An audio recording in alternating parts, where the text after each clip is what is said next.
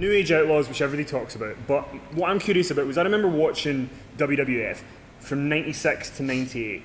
And in 96, like, they did the angle with you and Bart doing the neck break thing and all that. And then you were Rockabilly with the Honky Tonk Man.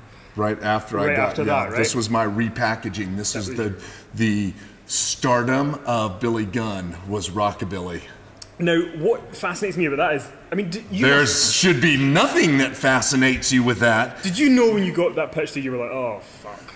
So the whole thing about the Rockabilly thing, it wasn't supposed to be that at all. It was supposed to be something totally different, because the reason for me and Bart to split is they wanted to do some more stuff with me. They thought they had a little bit more longevity with me.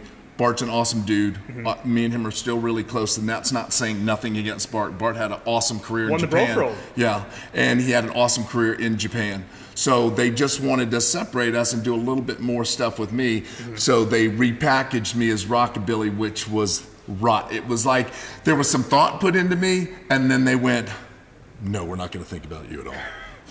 That's how long that lasted and how much thought was put into it. But if anyone had said, April 1997, you're Rockabilly with the Honky Tonk Man, and even you must have known, oh, this is just not the greatest thing in the world. Fast forward 12 months, you're with Road Dogg, you're in the New Age Outlaws, and you guys are like one of the biggest things in the company.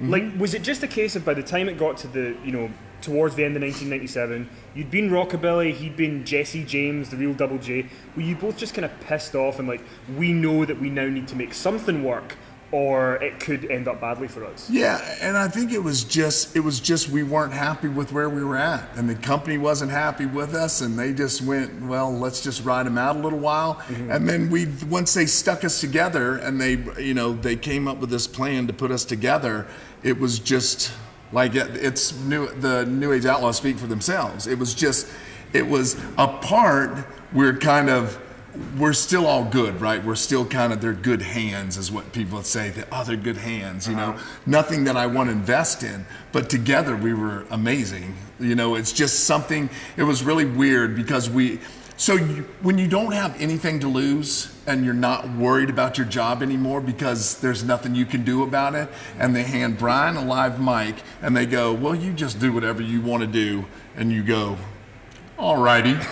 So because there's no reins on you, there's no hands on you, it's just, here, go do what you want, and it's live?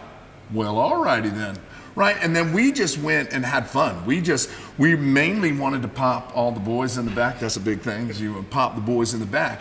So you would do stuff in the back, and then there's dares that, well, you won't do that out there. Really?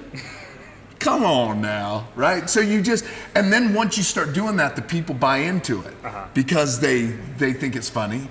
They go, oh my God, these guys are having a blast, and we love to hate them or they love to love us, either or. It doesn't matter, right? But you just get to go out there and you just let it all go, and everybody jumped on board and went, oh, these guys are awesome. And then all of a sudden it just turns into what it turned into.